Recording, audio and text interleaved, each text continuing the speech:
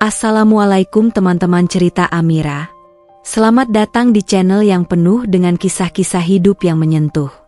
Kali ini kita akan membawakan kisah Mentang-mentang aku pakai baju karyawan toko produk kecantikan teman sekolahku yang sombong menghinaku di depan pelanggan.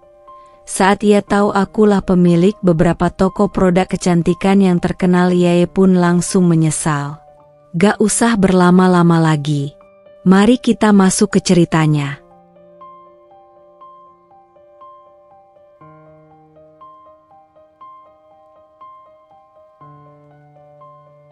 Namaku Fadia. Gadis kampung biasa dari keluarga yang nyaris tak tercatat dalam peta kemewahan dunia. Rumahku berdinding papan, beratap seng berkarat yang kalau hujan turun, suaranya seperti tabuhan genderang perang. Ayahku buruh tani, bekerja dari fajar sampai senja, memanggul cangkul dengan punggung yang mulai bungkuk. Ibuku penjual jamu keliling, berjalan dari satu gang sempit ke gang lainnya, sambil menggendong botol-botol kaca dalam keranjang rotan tua yang selalu menyesakkan pundaknya. Kami hidup dalam kesederhanaan yang bagi sebagian orang tampak menyedihkan. Tapi bagiku, hidup kami jujur. Tak pernah mencuri, tak pernah mengemis pada belas kasihan. Dan meski lauk kami hanya tempe goreng dengan sambal bawang, kami makan dengan tawa dan rasa syukur. Sejak kecil, aku suka memandangi wajah-wajah perempuan yang lewat di depan rumah kami. Beberapa dari mereka memakai bedak tebal dan lipstik merah menyala. Aku tak iri, tapi penasaran. Bagaimana benda kecil bernama lipstik bisa mengubah cara seseorang menatapmu? Bagaimana sedikit warna di wajah bisa membuat perempuan merasa lebih berharga? Dari sanalah mimpiku tumbuh. Aku ingin membuat produk kecantikan. Bukan untuk menjual standar kecantikan murahan, tapi untuk memberi senjata bagi perempuan seperti ibuku, seperti aku, seperti siapapun yang pernah dipandang rendah, agar mereka bisa berdiri lebih tegak dan berkata, "Aku pantas, aku layak." Tapi mimpi dari anak miskin seperti aku selalu dianggap lelucon. Masa sekolahku adalah saksi bagaimana aku berkali-kali dipatahkan. Di SMA, aku bukan siapa-siapa. Duduk di bangku paling belakang dengan seragam yang warnanya sudah mulai pudar, kerudung yang hanya punya satu, dan sepatu yang bolong di bagian tumit, aku jadi sasaran empuk ejekan. Dan nama yang paling sering menyayatku dengan lidahnya adalah Raisa. Cantik, tinggi semampai, kulitnya putih, rambutnya lurus seperti habis keluar dari salon setiap hari. Anaknya pengusaha toko bangunan terbesar di kota kami. Raisa bukan hanya populer, tapi seperti ratu tahta yang disembah di koridor sekolah. Astaga, Fadia, sepatumu bisa masuk museum, deh. Serunya suatu hari di depan kantin, saat aku lewat membawa bekal nasi tempe. Aku pura-pura tidak dengar, tapi langkahku sedikit tergesa. "Fadia, kamu tuh cocoknya jadi tukang cuci piring, bukan siswa unggulan," lanjutnya dengan suara tinggi. Tawa teman-temannya pecah, Mira yang hobi bergosip, Tiwi si peniru gaya Raisa, dan Sandra yang selalu ikut-ikutan tertawa seperti tak tahu kenapa. Aku tak membalas. Bukan karena tak berani, tapi karena tahu, sekalipun aku bicara, mereka tak akan berhenti. Mereka seperti anjing liar yang mencium kelemahan dan langsung menyerbu. Setiap hari aku melipat luka dan menyimpannya dalam tas sekolahku. Beratnya kadang lebih dari buku-buku pelajaran. Aku pernah menangis di kamar mandi sekolah. Bukan karena hinaannya, tapi karena merasa tidak punya tempat. Yang mau duduk denganku hanya satu, Ajeng. Gadis pendiam dari desa sebelah. Seragamnya juga kusam, dan kadang dia bawa bekal singkong rebus dibungkus daun pisang. Tak ada yang menyapanya selain aku, dan tak ada yang mau dekat dengannya selain aku. Tapi justru dari keheningannya, Ajeng memberiku ruang untuk bernapas. Kami sama-sama tak dianggap. Tapi di bawah rindang pohon belakang sekolah, saat semua siswa asyik di kantin mahal, kami saling berbagi mimpi. Kami menulis cita-cita di buku kecil, menuliskan ide tentang krim wajah alami dari bunga telang dan lulur dari beras kencur buatan ibu. Ajeng menatapku suatu hari dan berkata, "Kalau suatu saat kamu jadi pemilik brand kecantikan, janji ya, kamu tetap ingat rasanya jadi kita." Aku mengangguk. Mataku panas. Karena meski hidup seperti ini menyakitkan, ada bagian darinya yang membuatku ingin terus bertahan. Hari itu hari kelulusan. Semua siswa SMA Wijaya Mandala berkumpul di aula sekolah dengan pakaian terbaik mereka. Seragam putih abu-abu sudah tak dikenakan lagi. Yang tersisa hanya kebaya, jas, sepatu pantofel mengilap, dan senyum-senyum yang penuh kemenangan. Tapi tidak untukku. Aku berdiri di dekat pintu aula dengan kebaya sederhana pinjaman dari Mbak Rina, tetangga sebelah rumah yang sudah menikah. Warna merah marun dengan payet yang sudah agak kusam. Rambutku digelung seadanya, tanpa hiasan apapun. Aku tahu aku tak mencolok. Dan sejujurnya, aku tak ingin mencolok. "Fadia, kamu datang juga, ya?" Suara itu menghentikan langkahku. Ajeng menghampiriku, mengenakan kebaya biru muda. Dia terlihat cantik meski tanpa riasan tebal. Kami saling tersenyum. "Pinjam kebaya siapa?" tanyanya setengah berbisik. "Mbak Rina," jawabku, sambil merapikan bagian lengan yang sedikit kepanjangan. "Kebaya ibuku. Jahitannya dari tahun 90-an. Tapi katanya, kainnya bagus." Ajeng terkekeh. Kami tertawa kecil, menyembunyikan kegugupan yang sesungguhnya. Semua orang terlihat sibuk berfoto, mengabadikan momen yang katanya tak akan terulang. Tapi aku merasa seperti penonton dalam pesta yang tak kuundang. Tiba-tiba suara tawa nyaring memecah suasana. Lihat deh, Fadia sama Ajeng bajunya ampun deh, kayak figuran sinetron tahun 2000-an. Kata Raisa dengan suara cukup keras untuk didengar banyak orang. Aku menahan napas. Ajeng merunduk. Raisa mendekat bersama gengnya. Mira dengan gaun keemasan, Tiwi yang sengaja membawa clutch branded dan meletakkannya di atas meja dokumentasi, dan Sandra yang mengenakan heels terlalu tinggi hingga jalannya seperti burung bangau. "Fadia," Raisa menatapku dari atas ke bawah, "kamu tuh kayak selalu salah kostum di hidup ini, ya? Aku salut sama keberanianmu datang ke sini.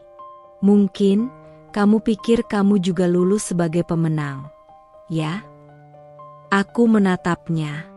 Aku tahu aku harus diam, tapi hari itu, entah kenapa, aku tidak bisa lagi. "Raisa," suaraku tenang tapi terdengar, "aku datang bukan buat kamu. Aku datang untuk menghargai diriku sendiri. Karena lulus dari sekolah ini, sambil kerja bantu ibu jualan jamu, tanpa bimbel, tanpa uang bensin, tanpa tas mahal, itu pencapaian buatku." Suasana mendadak sunyi. Mira menatap Raisa, seakan menunggu responnya. Tapi Raisa hanya tersenyum mengejek, lalu memutar badannya dan pergi. Ajeng menggenggam tanganku erat. "Gila, kamu barusan keren banget, Fat? Aku tertawa, tapi ada sesuatu yang menggumpal di dada. Rasa perih. Bukan karena hinaan Raisa, tapi karena hari kelulusan ini tidak terasa seperti kemenangan. 3 bulan kemudian. Fadia, tolong ambilin sabun cuci, ya, stok Dira habis. Teriak Bu Lastri dari belakang warung. Aku segera bangkit dari tempat duduk. Meninggalkan notes kecil tempatku mencatat resep masker wajah dari kunyit dan lidah buaya. Iya, Bu. Sudah 3 bulan sejak aku lulus. Kuliah? Tidak. Ayah bilang kami tak punya uang. Bahkan untuk bayar SPP adikku yang SMP saja, kami harus gali utang di koperasi desa. Jadi aku bekerja di warung kelontong Bu Lastri. Setiap pagi pukul 6 aku sudah datang. Menata galon, mengisi rak, mengecek tanggal kadaluarsa mie instan. Siangnya aku pulang, bantu ibu menyiapkan jamu. Sore sampai malam aku racik masker wajah dari bahan alami. Beras kencur, madu, jeruk nipis, daun sirih. Lalu aku jual di Facebook dan WhatsApp Story. Hari-hariku tak pernah istirahat. Tapi aku suka. Karena di tengah tumpukan capek itu, aku merasa hidupku sedang ditata. Hingga suatu malam, saat aku sedang membalas chat pembeli, ponselku berbunyi. Ajeng mengirim pesan. Fat, buka IG-nya Raisa. Cek story-nya. Aku menelan ludah. Tanganku gemetar saat membuka Instagram. Akunku hanya akun kecil dengan foto profil default. Aku tak pernah mengunggah apapun. Dan di sana, di story Raisa, kulihat dia duduk di kursi mobil mewah. Di depannya ada secangkir kopi latte dengan logo internasional. Di caption tertulis, Another Day in Bandung. Kuliah sambil healing, ya begini. Slide berikutnya memperlihatkan tas Louis Vuitton dan makeup palette warna-warni. Ada suara tawa Tiwi di belakang kamera. Ya ampun, kita kuliah sambil traveling. Gila nggak sih?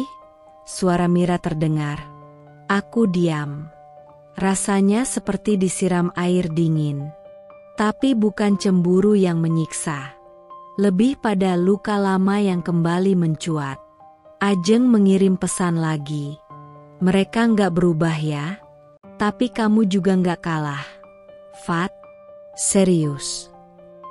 Mereka kuliah, kamu dagang. Tapi kamu lagi bangun mimpi. Air mataku mengalir. Aku balas. Tapi kadang aku capek. Jen, capek diremehkan, dicibir, nggak dianggap. Aku bukan siapa-siapa. Kalau kamu bukan siapa-siapa, nggak mungkin aku bisa segini bertahan. Kamu tahu nggak? Kata-kata kamu di hari kelulusan itu nyelamatin aku. Aku jadi berani daftar beasiswa, dan aku keterima di SKIP. Aku membekap mulut. Layar ponsel buram oleh air mata. Aku duduk di depan rumah. Langit penuh bintang.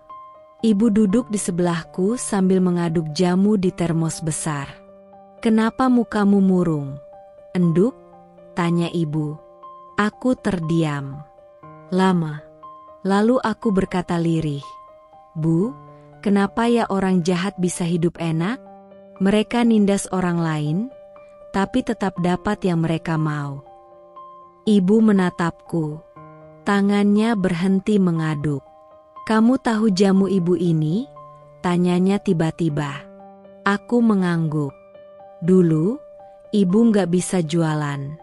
Nggak ada yang mau beli. Kata mereka, jamu itu pahit, kuno, nggak modern. Tapi ibu terus racik. Terus tawarin. Sekarang pelanggan ibu ada 15 orang tetap. Tiap pagi mereka nungguin.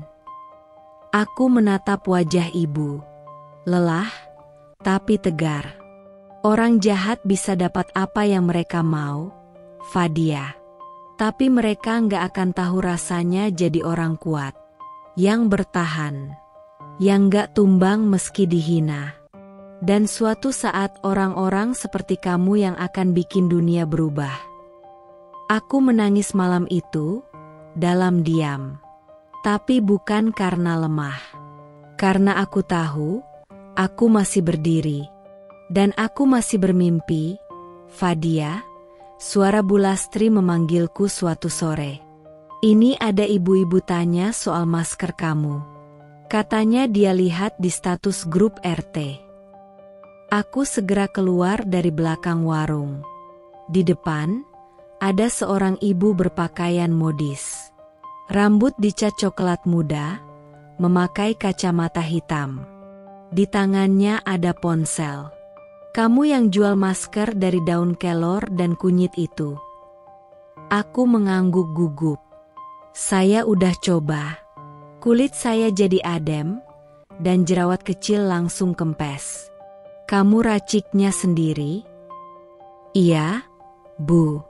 Dari bahan alami. Saya coba dulu ke muka saya, baru berani jual, jawabku pelan.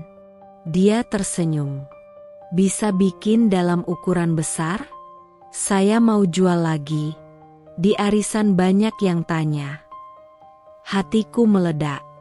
Bisa, Bu. Tapi saya racik sendiri. Ya, jadi butuh waktu 2 hari. Gak apa-apa. Yang penting kualitasnya seperti yang saya coba. Ibu itu pergi, dan aku menatap punggungnya dengan hati bergetar. Untuk pertama kalinya, aku merasa aku sedang melangkah ke arah yang benar. Malam itu, setelah semua pekerjaan selesai, aku duduk di ruang tengah bersama ayah dan ibu. Lampu redup dari bohlam 5 watt menggantung di langit-langit rumah kayu kami, menggambarkan kesederhanaan yang selama ini kutinggali. Ayah, Ibu. Suaraku gemetar, tapi kutahan. Ayah mengangkat wajah dari koran usang yang selalu dibacanya tiap malam, padahal isinya sudah tak berubah sejak 3 minggu lalu. Ibu berhenti menggulung daun pisang untuk jualan jamunya esok pagi. Aku mau ikut pelatihan produk herbal di kota. Sun. Hanya terdengar suara jangkrik dan sesekali lolongan anjing dari kejauhan. Ayah meletakkan koran di pangkuannya. Kapan? Minggu depan. Aku udah kumpulin info dan aku udah nabung cukup buat biaya awal. Pelatihannya 2 minggu. Setelah itu, ada kesempatan magang di pabrik kecil kosmetik herbal. Aku bisa belajar banyak hal. Ibu menghela napas pelan. Sendirian? Aku mengangguk. Iya, tapi di kota ada Bu Rika, teman lama ibu. Beliau izinkan aku tinggal sementara. Ayah mengusap wajah. Kamu yakin, Fadia? Kota itu keras. Gak ada yang bisa bantu kalau kamu jatuh. Aku tahu, yah. Tapi, aku gak mau terus jadi Fadia yang cuma jualan dari rumah ke rumah. Aku ingin bawa sesuatu pulang. Ilmu. Pengalaman, dan mimpi yang lebih dekat untuk diwujudkan. Ibu menatapku lama. Matanya basah, tapi ia mengangguk. Kalau itu jalanmu, pergilah. Tapi ingat, kamu anak kami. Jangan pernah kehilangan hati dan akalmu di sana. Malam itu aku menangis di kamar. Tapi bukan karena takut.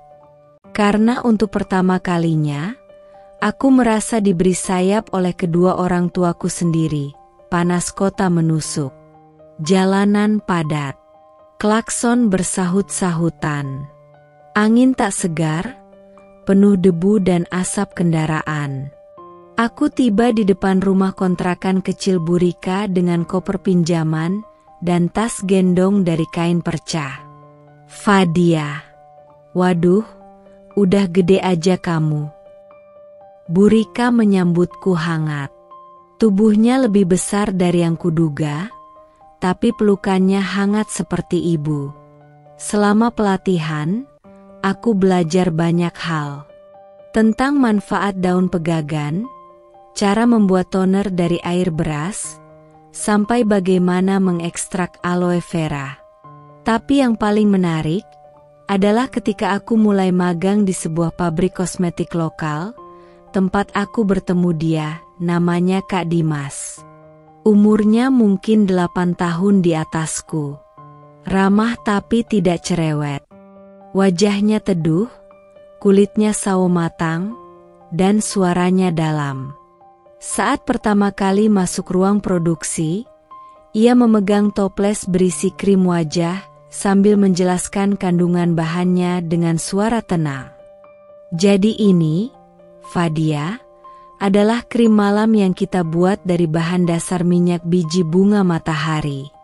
Fungsinya untuk merangsang regenerasi kulit, dan efeknya lembut banget di kulit sensitif. Aku mencatat cepat, mataku tak berkedip. Kalau kamu mau belajar produksi dari awal, boleh ikut aku ke lab mini di belakang. Kita mulai dari dasar, ya. Hari-hari berikutnya terasa seperti sekolah yang menyenangkan. Kak Dimas membimbingku dengan sabar, bahkan ketika aku berkali-kali salah mencampur bahan.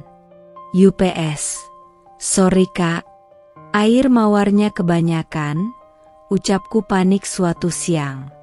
Ia hanya tertawa. Tenang, Fat. Kosmetik itu kayak cinta. Kalau terlalu banyak, bisa bikin lengket.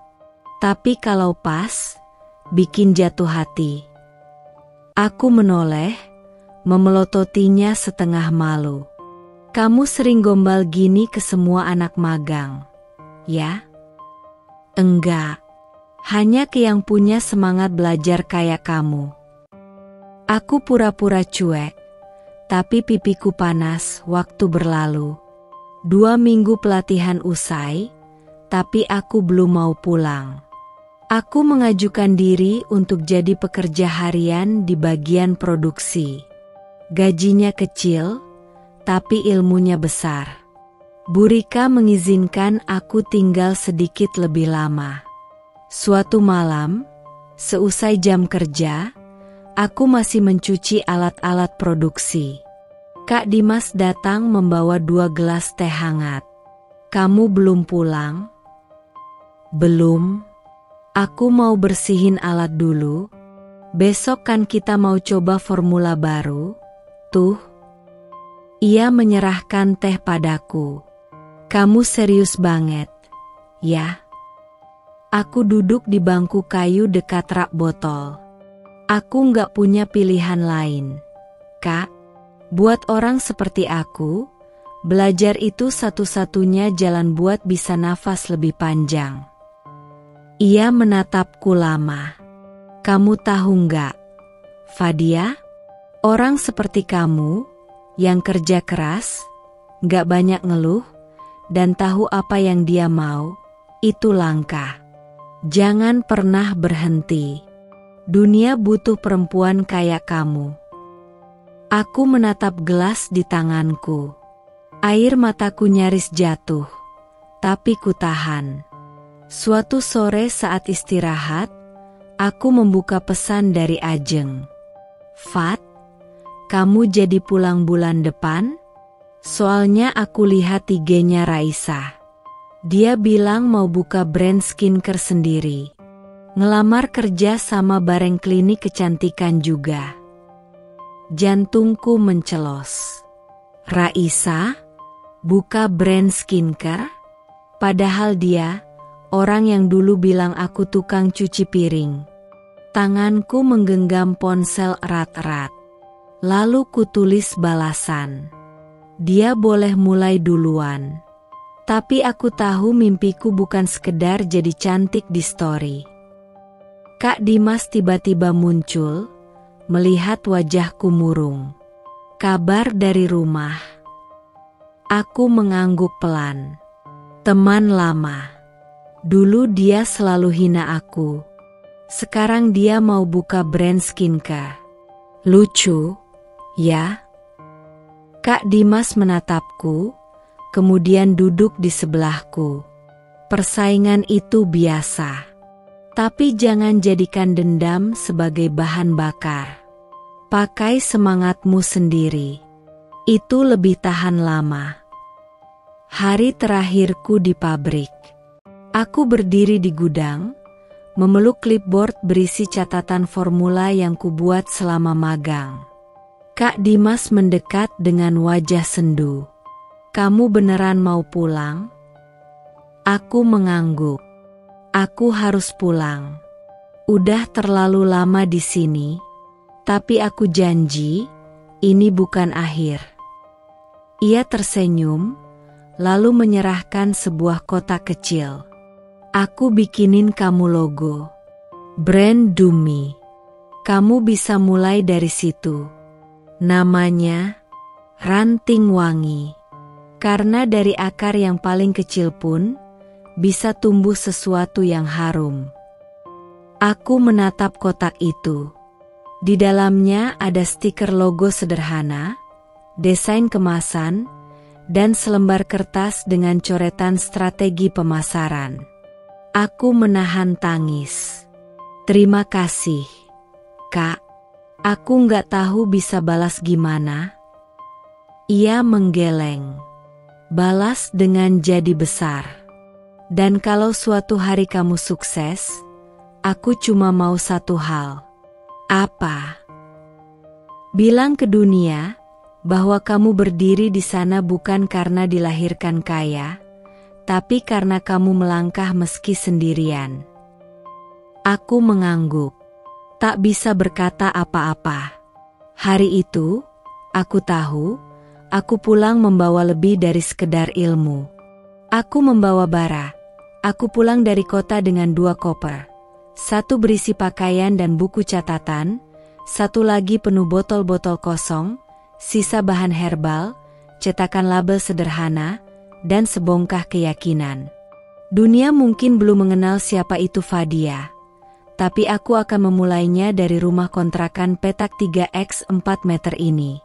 Fad Skin, bisikku saat menempel stiker pertama di botol kecil berisi toner dari air mawar dan daun sirih.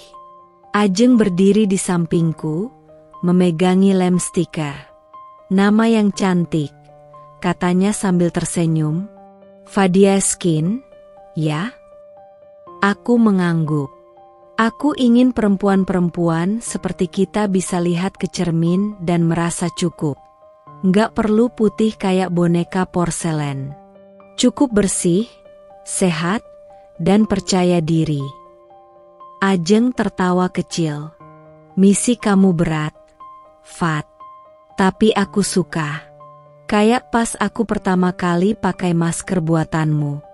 Mukaku nggak jadi glowing banget sih. Tapi rasanya enteng.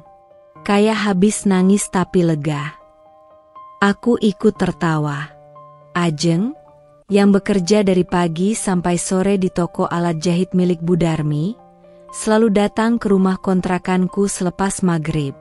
Dia membawa makanan, kadang singkong goreng, kadang sisa nasi dari rumah bibinya, lalu kami bekerja sampai larut. Malam itu udara terasa lengket. Kipas angin tua berdengung keras, seolah protes karena harus bekerja keras juga. Di lantai, dus-dus bekas mie instan kami tata sebagai meja darurat. Di atasnya ada botol toner, krim, dan masker bubuk. Ajeng mengangkat kepala dari ponsel. Fat, ada yang tanya. Dia bilang, produkmu udah BPOM belum? Aku menahan napas sejenak. Belum, tapi aku udah mulai urus. Sekarang masih izin edar lokal, tapi semua bahan alami. Aman buat kulit. Ajeng mengetik cepat. Oke, udah kujelasin. Dia katanya mau order 3 toner kalau cocok. Hatiku berdebar. 3 botol kecil bukan angka besar. Tapi bagi kami, itu berarti ada yang percaya. Ajeng, makasih ya. Tanpa kamu, aku bisa gila sendiri. Ajeng menatapku dan berkata pelan, kamu juga penyelamat aku, Fat. Hidupku stagnan banget sebelum kita kerja bareng lagi. Sekarang tiap malam aku ngerasa punya arti. Kami saling tersenyum, mata sedikit berair, lalu kembali sibuk.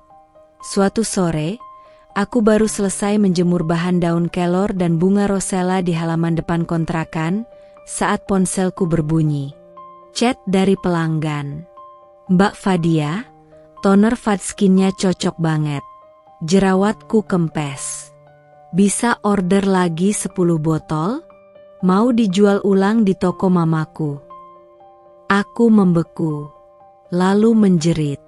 Ajeng, lihat ini, teriakku sambil melompat ke dalam rumah. Ajeng yang sedang menempel label langsung menghampiri. Kami membaca pesan itu berulang kali, tak percaya. Reseller? Fat, kamu bakal punya reseller. Aku tertawa, menangis, dan memeluk Ajeng erat-erat. Ini baru awal, Jen. Tapi aku ngerasa, Tuhan mulai buka jalan. 3 minggu setelah pesanan demi pesanan masuk, kami mulai kelelahan. Stok bahan menipis. Uang berputar cepat, tapi belum cukup untuk beli alat produksi lebih besar. Suatu malam, Ajeng terdiam lama. Ia menatap daftar pesanan. Fat, ini kita nggak bisa lanjutin dengan cara manual terus.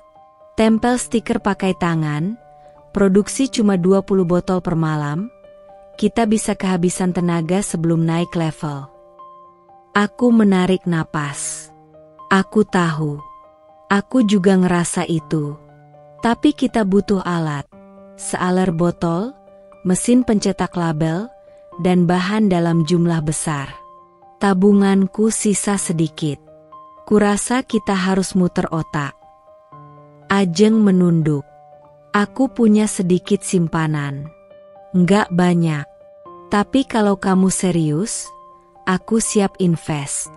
Kita bagi hasil nanti. Aku menatapnya tak percaya. Jen, uang itu buat kamu. Kamu kerja juga capek. Nggak usah, ya? Ajeng tersenyum. Fadia, aku nggak kasih uang.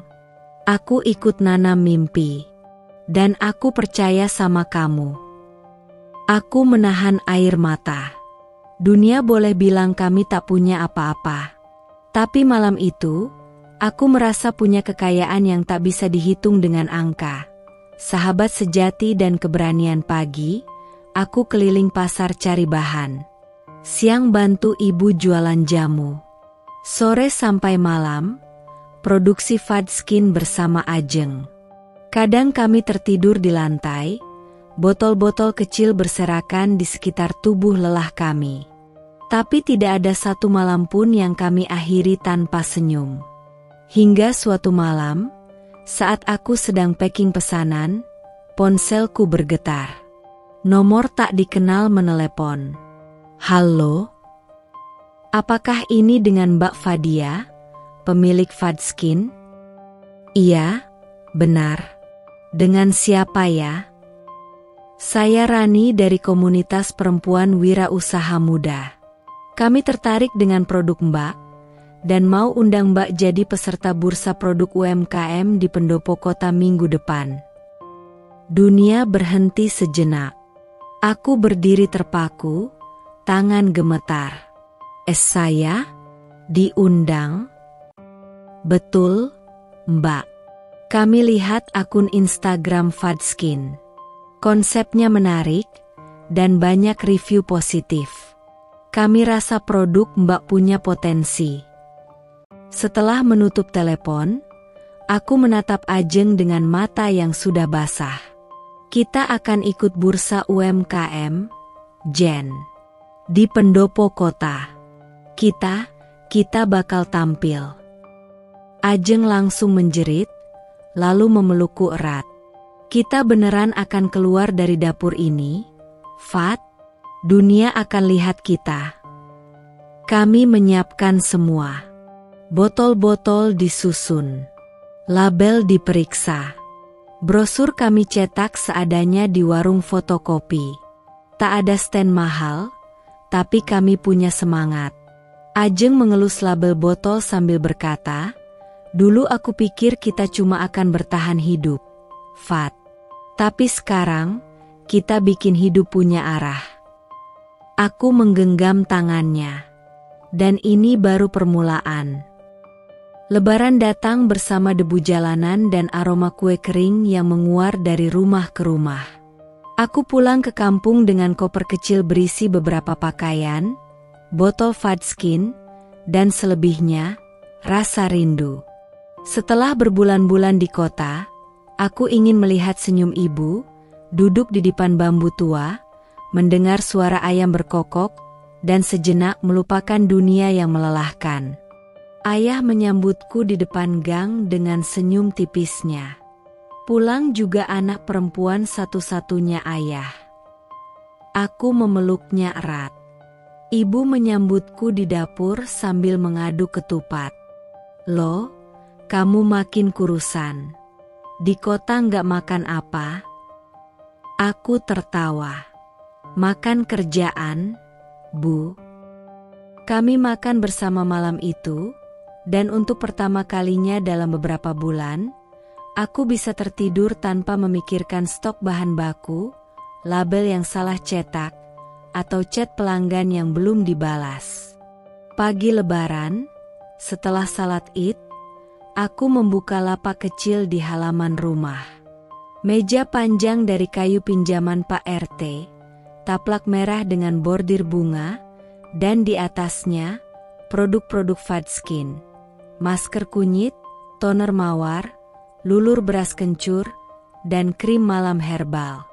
Beberapa tetangga lewat dan berhenti. Mereka mencoba tester, membaca label, bahkan ada yang membeli 1-2 produk. Aku tidak berharap banyak. Tapi melihat senyum ibu di ambang pintu, aku tahu ini cukup. Sampai suara itu datang. Aku nggak salah lihat, kan? Suaranya tajam, kenal betul. Aku menoleh, dan di sana dia berdiri, Raisa. Anggun dalam gamis satin peach, kerudung sil mengkilap, dan tas brandy tergantung di lengannya. Di belakangnya, Mira dan Tiwi menyeringai seperti dua bayangan masa lalu yang belum hilang. Fadia? Raisa melangkah mendekat, bibirnya menyeringai kecil. Ya ampun, kamu masih aja jualan krim murahan beginian? Nggak capek? Fat, hidup susah terus kayak gini? Aku menatapnya. Orang-orang di sekitar kami mulai diam. Tapi beberapa mulai tersenyum kecil, bahkan tertawa. Tawa yang pelan, tapi tajam seperti jarum. Aku mengangkat wajah. Produkku mungkin belum sehebat produkmu, Raisa. Tapi aku buat ini sendiri. Dari bahan alami. Dari niat baik. Bukan dari pura-pura jadi bos, tapi cuma numpang nama di perusahaan ayah. Raisa menegang. Apa maksud kamu? Aku tersenyum tipis. Maksudku, kamu hebat. Tapi aku juga berusaha. Dan aku nggak malu berdiri di depan rumah ini, di depan orang tuaku, sambil jualan. Karena aku tahu, tiap tetes keringatku bukan buat gaya, tapi buat hidup. Suasana hening. Bahkan anak-anak kecil yang tadi main petasan kini diam menatap kami. Raisa melipat tangan di dada. Terserah kamu deh, Fadia, aku sih mau ke Jakarta lagi besok. Brandku udah mulai masuk mall. Aku hanya mengangguk. Selamat, Raisa. Sukses selalu. Ia mendengus dan pergi. Sepatu hak tingginya menginjak tanah merah tanpa ampun. Mira menatapku sebentar, lalu ikut pergi. Tapi Tiwi sempat menoleh. Tatapannya ragu. Seperti ada bagian dari dirinya yang ingin berkata, "Maaf," tapi ia urung. Aku duduk di tangga rumah, memandangi langit penuh bintang. Ayah duduk di sampingku, mengisap rokok kretek. "Raisa itu," gumam ayah, "masih suka nyakitin kamu, ya?" Aku tertawa kecil. "Dari dulu gak berubah, yah." Ayah terdiam lama, lalu berkata, "Tapi kamu berubah. Dulu kamu nangis kalau dihina. Sekarang kamu diam. Tapi aku tahu dalam diammu, kamu jauh lebih kuat." Aku menunduk. Air mata menggantung di kelopak. Aku gak kuat-kuat amat. Yah, tapi aku gak mau kalah. Bukan sama Raisa, tapi sama rasa rendah diri yang dulu selalu aku bawa kemana-mana. Ayah menepuk punggungku pelan. "Kamu anak kami, Fadia. Kamu lahir dari peluh orang miskin. Tapi kamu dibesarkan oleh semangat. Jangan pernah malu berdiri di tempat kamu dilahirkan." Malam itu aku menangis di pelukan ayah. Bukan karena Raisa, tapi karena aku tahu selama ini, aku bukan hanya melawan dunia, tapi juga melawan diriku sendiri yang dulu terlalu takut bermimpi. Pagi-pagi, saat aku sedang menyiapkan ulang produk yang tersisa, seorang ibu datang.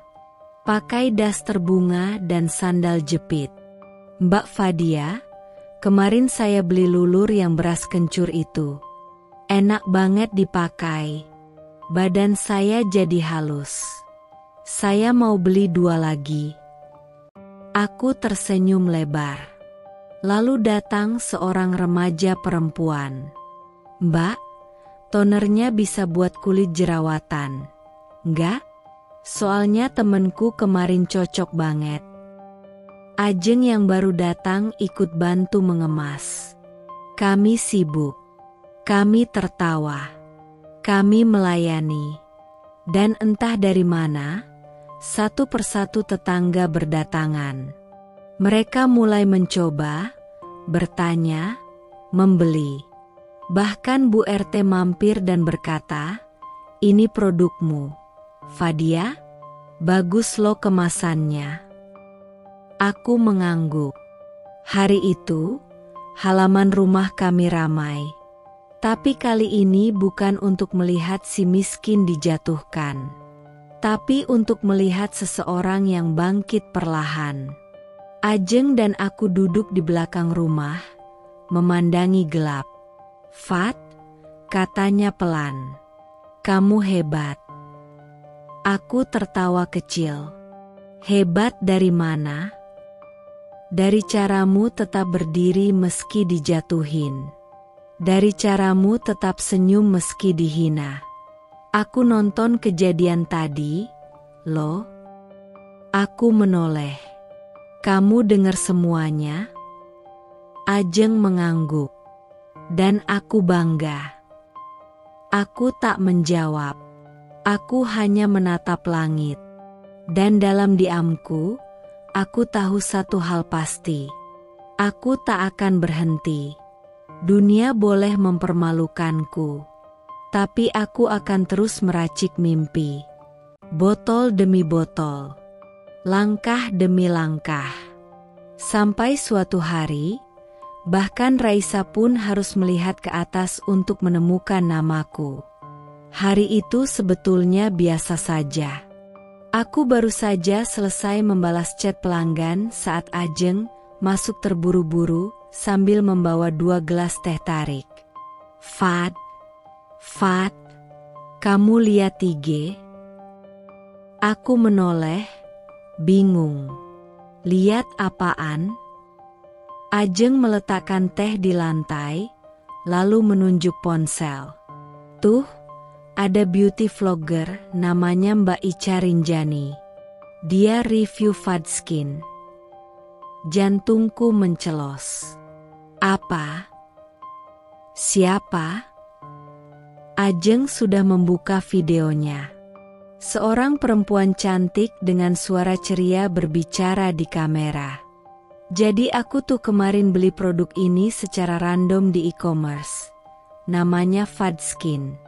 Nggak disponsorin, bener-bener aku beli sendiri.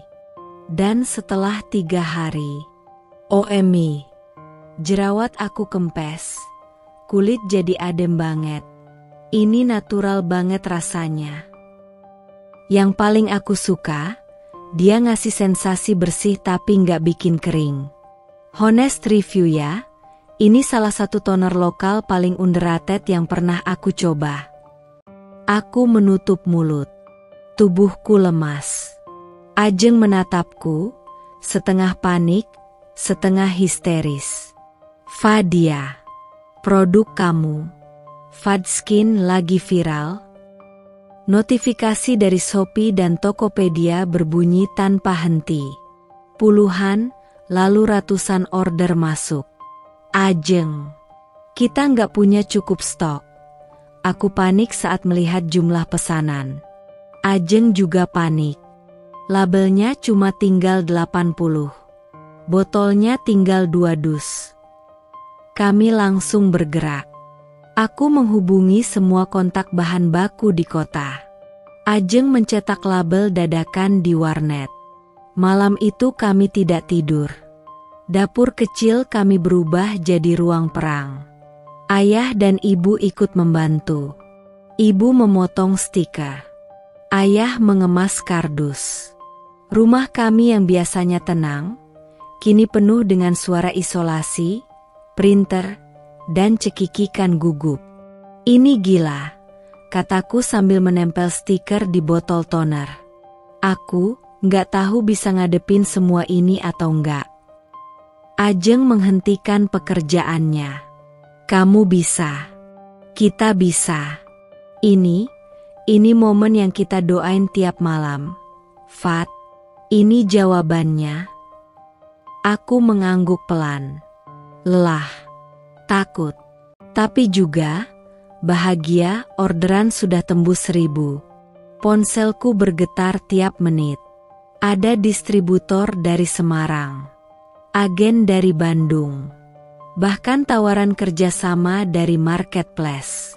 Aku terduduk di ruang depan, rambut acak-acakan, mata sembab. Aku harus cari orang, harus produksi lebih besar. Harus sewa tempat, gumamku. Ajeng mengangguk. Kita butuh sistem.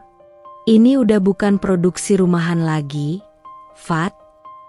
Malam itu, aku membuka tabungan. Uang hasil penjualan beberapa bulan terakhir kutarik.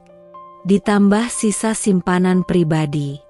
Keesokan harinya, aku menandatangani kontrak sewa ruko kecil di pinggir kota. 2 lantai, catnya mengelupas, tapi ada ruang produksi dan tempat display. Dan lebih penting, cukup luas buat kami bernapas. Hari pertama di ruko, aku memeluk Ajeng erat. Kita beneran mulai dari nol ya? Ajeng tertawa. Enggak dari nol, kita mulai dari mimpi. Kami merekrut 3 orang perempuan muda dari kampung sebelah. Semuanya lulusan SMA, belum punya pekerjaan tetap. Mereka diajari dari awal, cara mengaduk bahan, mencetak label, packing, dan menjawab chat dengan sopan. Namanya Mbak Fadia ya? Tanya salah satu dari mereka. Sari, gadis mungil dengan suara pelan. Iya, jawabku sambil tersenyum. Tapi kalian bisa panggil aku Fadia aja. Di sini kita kerja bareng. Sama-sama. Hari-hari kami pun berubah. Dari yang dulu hanya 2 tangan bekerja, kini jadi 8. Dari 1 meja produksi kecil, jadi 2 ruang terpisah. Dari 10 botol per hari, jadi 300. Dan semuanya, karena 1 video.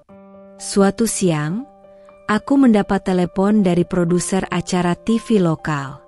"Selamat siang, Mbak Fadia. Kami dari program Wirausaha Muda Mandiri. Kami tertarik mengundang Mbak sebagai narasumber, karena kisah Fadskin sangat inspiratif." Aku tercekat. Saya? Iya. Kami akan tampilkan video tentang perjalanan Mbak dari kampung sampai punya usaha sendiri. Bisa minggu depan datang ke studio? Aku melirik Ajeng yang menatapku penuh tanya. Aku mengangguk pelan. Bisa, Mbak.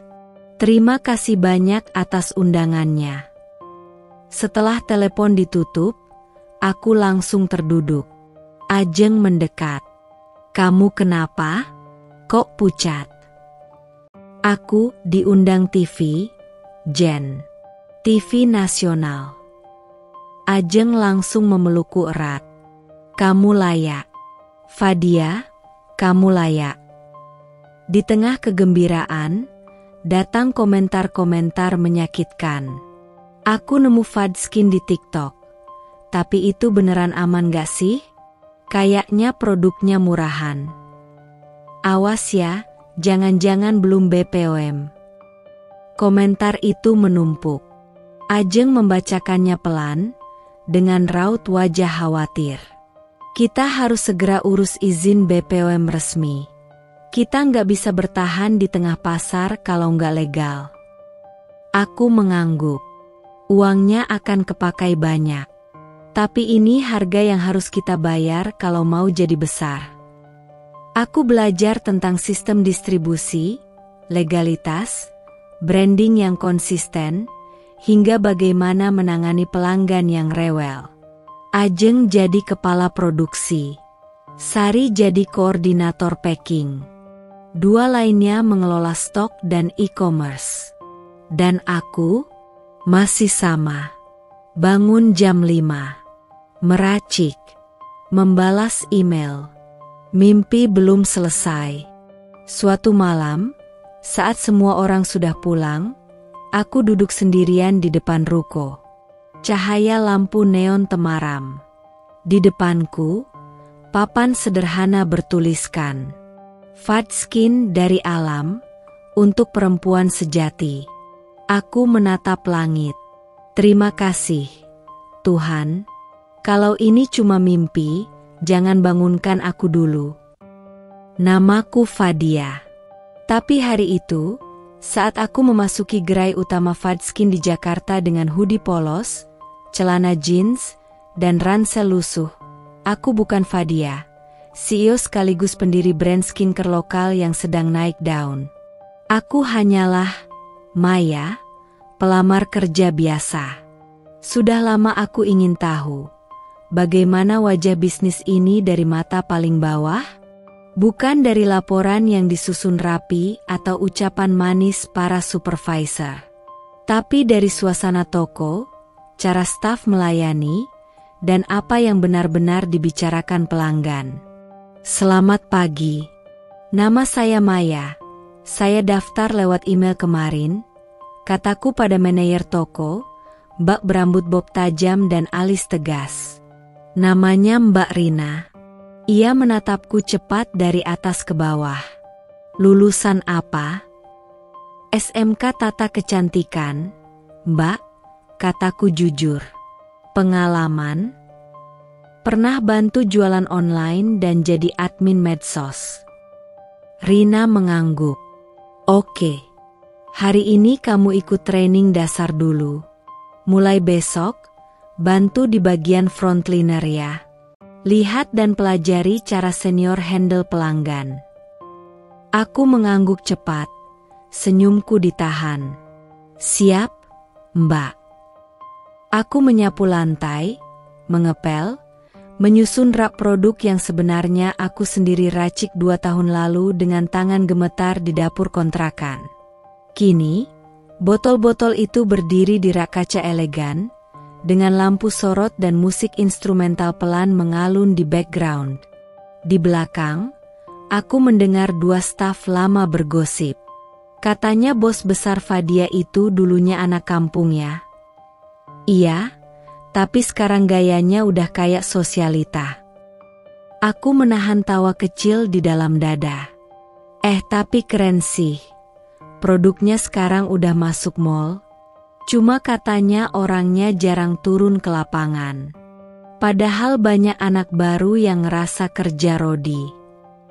Kalimat itu menusuk. Rodi? Aku mulai mencatat diam-diam sore itu. Masuklah seorang pelanggan yang tampaknya sosialita. Tas besar, kacamata hitam, bibir tipis dengan nada bicara tinggi. Ini serumnya yang katanya viral itu mana? Katanya bisa bikin glowing dalam semalam? Jangan bohong ya. Aku menghampiri dengan senyum. Maaf, Bu. Serum Fad Skin membantu merawat tekstur kulit, tapi hasil berbeda di setiap orang. Kami tidak menjanjikan efek instan. Ia mendengus. Kalau nggak instan, ngapain mahal? Aku tetap tenang. Kami gunakan bahan herbal alami, bukan campuran kimia keras, Bu. Jadi hasilnya memang butuh waktu, tapi aman dan jangka panjang. Ia melihatku, mendengus, tapi akhirnya membeli 3 produk. Setelah ia pergi, Mbak Rina menghampiriku. Tadi kamu jawabnya bagus. Tapi jangan terlalu sopan juga. Kalau pelanggan kasar, kamu harus lebih tegas. Aku mengangguk, mencatat. Dalam hati aku berpikir, begini rasanya jadi staf yang harus melayani sambil menahan emosi. Aku duduk bersama Sari, karyawan yang baru masuk 3 bulan lalu. Ia sedang makan mie instan, wajahnya lelah. Maya, kamu nggak capek? Tanyanya sambil menyeruput kuah. Capek, jawabku jujur, tapi aku penasaran. Kalau kerja di toko besar kayak Fad Skin, seperti apa rasanya dari dalam? Sari tertawa. Aku pikir juga bakal indah. Tapi ya gitu, kadang shift panjang, kadang dimarahin pelanggan. Gaji lumayan sih, tapi jarang ada yang peduli sama perasaan staf. Aku diam. Rasanya ingin langsung bilang, aku peduli. Tapi aku belum boleh buka topengku. Aku makin paham bahwa di balik kemasan cantik, bisnis juga tentang keringat dan mental yang lelah. Beberapa staf bekerja dengan sepenuh hati, tapi ada juga yang cuek. Bahkan memanfaatkan diskon karyawan untuk menjual kembali produk secara diam-diam. Suatu hari, aku memergoki staf bernama Gina menyembunyikan 3 botol serum ke dalam tas besar. Ia tak tahu aku ada di gudang. Aku tak bicara. Aku cat. Tapi malamnya aku menangis. Bagaimana bisa orang yang kupikir jadi bagian dari mimpi ini, malah menggerogoti dari dalam? Suatu pagi, mendadak mobil putih berhenti di depan toko. Dari dalamnya, turun Pak Anton, manajer pusat yang sering datang langsung ke toko. Rina panik. Loh, Pak Anton kesini kok nggak kabar dulu? Pak Anton langsung menunjuk ke arahku. Yang mana Maya? Aku maju pelan. Saya. Ia menatap semua orang. Kenalin. Ini bukan Maya. Ini Ibu Fadia, owner kita. Semua orang terkejut. Rina tampak seperti baru melihat hantu. Gina pucat. Sari menjatuhkan sendoknya. Aku menghela napas, lalu bicara. Maaf. Aku menyamar bukan untuk menjatuhkan, tapi untuk melihat. Dan aku melihat banyak hal yang tidak terlihat dari laporan. Aku menatap Gina. Gina, kamu boleh bicara denganku nanti. Tapi hari ini, aku minta kamu jujur. Karena aku ingin membangun, bukan menghukum. Sari maju perlahan. Mbak Fadia, saya minta maaf. Saya pernah bilang Fadskin kayak kerja Rodi. Aku tersenyum. Dan kamu gak salah. Kalau sistemnya bikin kalian lelah, itu salahku. Dan sekarang tugasku memperbaikinya. Aku kembali ke pusat, membawa catatan lengkap dari penyamaranku. Aku mengubah sistem shift, memberi insentif untuk pelayanan terbaik, dan menyediakan hotline staff agar suara mereka bisa sampai langsung padaku. Suatu hari, Sari mengirim pesan. Terima kasih sudah jadi, Maya. Karena sejak itu, kami merasa punya pemimpin, bukan cuma bos. Dan aku tersenyum. Karena di dunia bisnis yang penuh label dan angka, yang paling penting tetap hati. Siang itu udara Jakarta sedang kejam. Matahari menancap dari jendela toko Fadskin cabang utama, membuat ruangan terasa seperti uap dapur yang terjebak. Aku sedang merapikan rak serum bersama Sari, mengenakan seragam toko berwarna krem dan masker tipis. Pintu berbunyi. Tring. Langkah sepatu hak tinggi berdetak tegas. Aroma parfum mahal langsung menusuk hidung.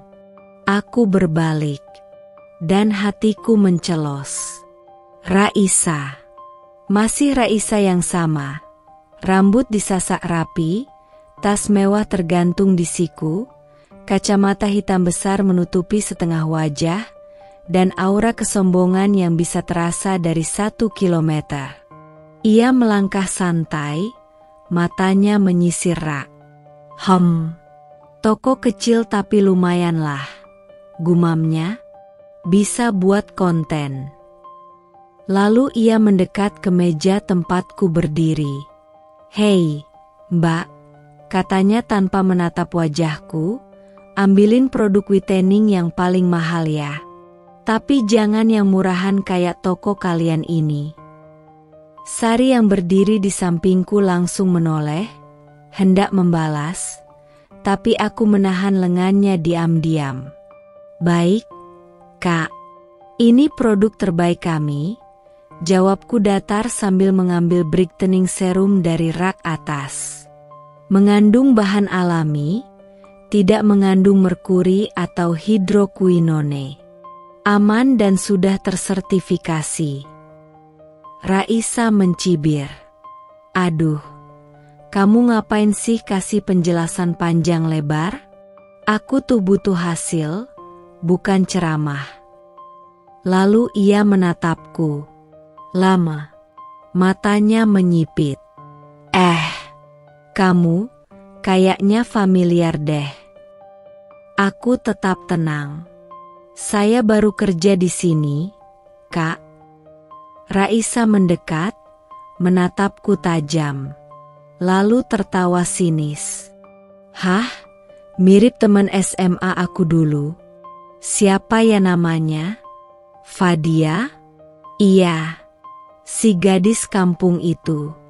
Tapi kamu bukan dialah. Fadia mana mungkin bisa kerja di tempat begini. Kalau dia nggak jadi pembantu juga udah bagus. Sari menegang.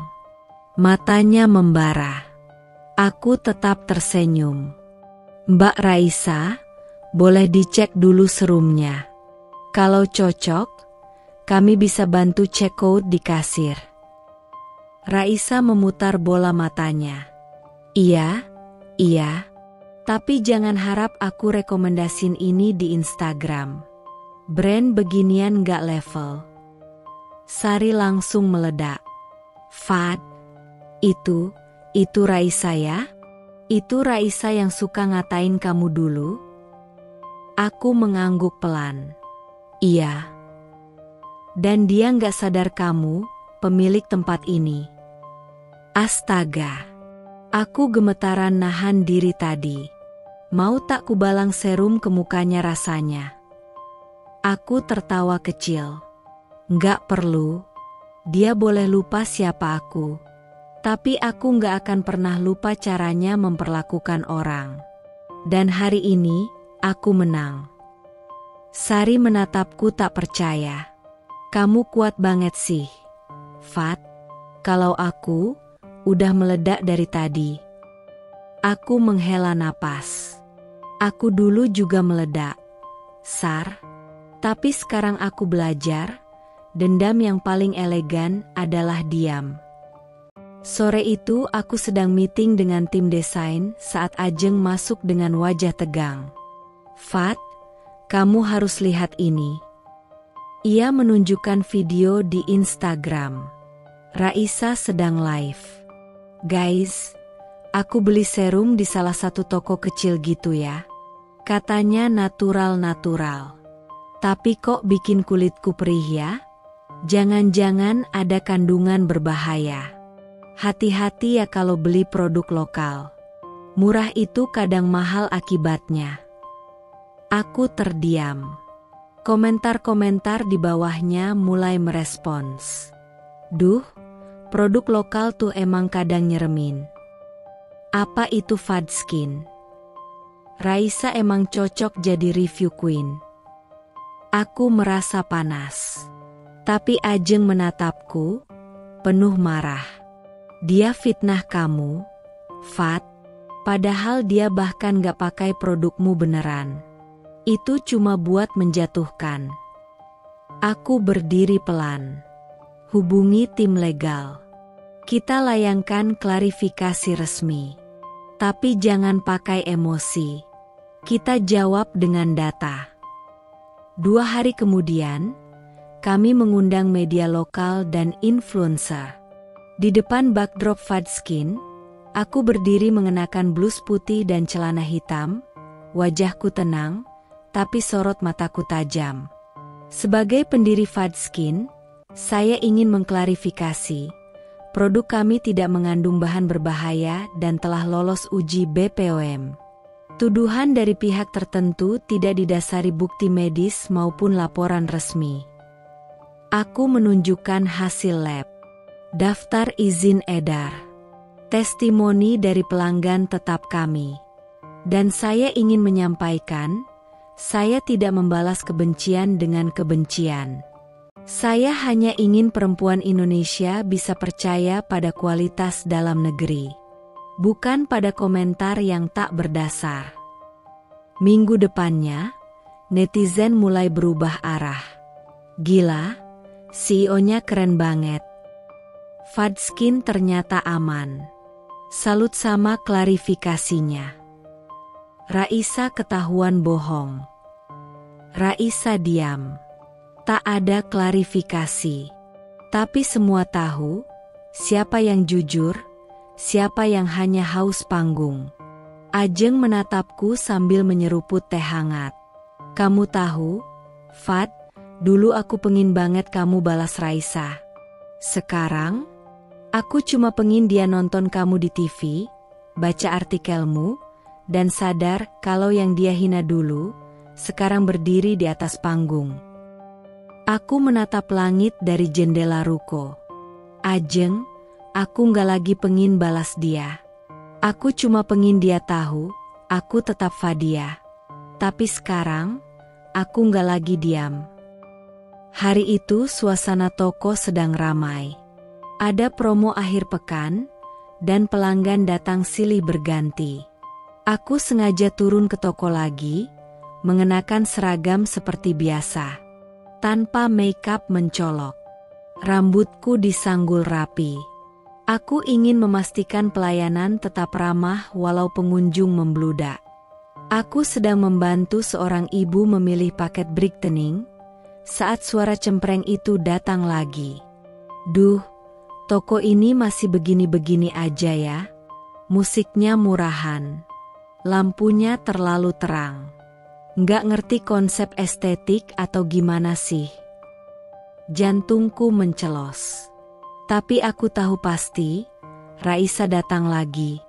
Ia berdiri di pintu, berkacamata hitam, rok mewah selutut, dan blus berbordir emas mencolok. Di belakangnya ada seorang temannya, juga berdandan seperti ingin pesta ulang tahun. Semua staf menegang. Sari yang sedang melayani kasir tampak panik. Aku menatapnya dan menggeleng pelan. Aku ambil alih. Aku melangkah ke arah Raisa. Selamat siang, Kak. Ada yang bisa kami bantu? Raisa menoleh. Matanya menyipit. Oh, kamu lagi? Katanya keras.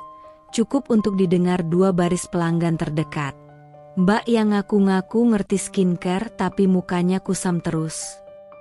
Beberapa pelanggan menoleh. Aku tetap tersenyum. Silakan disampaikan kebutuhannya, Kak Raisa. Raisa mendengus. Aku nyari masker, tapi jangan yang asal racik kayak di warung. Gak heran si toko kamu kayak gini, lihat pelayannya aja, seragam kayak baju cuci. Itu temen kamu ya? Ia menunjuk Sari di kasir. Kok pelayan toko bisa kuku panjang begitu? Nggak jorok tuh. Sari menunduk, pipinya merah. Aku maju selangkah. Saya minta maaf kalau Mbak Raisa merasa kurang nyaman. Tapi tolong, jangan menghina staf saya. Kami semua bekerja keras di sini. Raisa melipat tangan di dada, menatapku dengan pandangan menghina. Keras kerja sih keras, tapi hasilnya ya gini-gini aja. Toko kampung rasa kota. Karyawan kamu bisa senyum aja udah syukur. Sari berkaca-kaca. Staf lain terdiam. Pelanggan jadi serba salah. Aku menghela napas pelan. Lalu menatap Raisa, kali ini dengan tajam. Mbak Raisa, kataku tenang, di sini kami memang bukan butik mewah.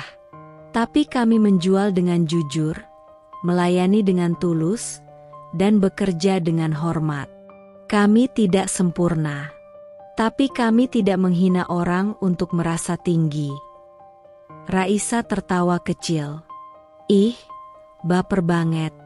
Baru dikritik sedikit. Bukan soal kritik, kataku pelan, tapi soal etika. Karena yang berdiri di depanmu ini bukan pelayan biasa. Aku Fadia, pemilik brand yang kamu hina sejak SMA. Yang dulu kamu bilang cuma cocok jadi tukang cuci piring. Hening. Sari menatapku dengan mata membelalak. Staf lain ikut menahan napas. Bahkan pelanggan terdekat kini menoleh penuh perhatian. Raisa tertawa gugup. NG. Ngaco. Mana mungkin Fadia ada di sini. CEO-nya Fadskin itu udah kaya. Nggak mungkin kerja kayak gini. Aku tersenyum. Dan kamu salah satu alasan kenapa aku tetap turun ke lapangan. Karena aku tahu, rasa rendah diri yang kamu tanamkan dulu belum selesai. Tapi sekarang aku tidak perlu membalasmu dengan kata-kata kasar. Aku hanya menunjukkan, aku tetap berdiri.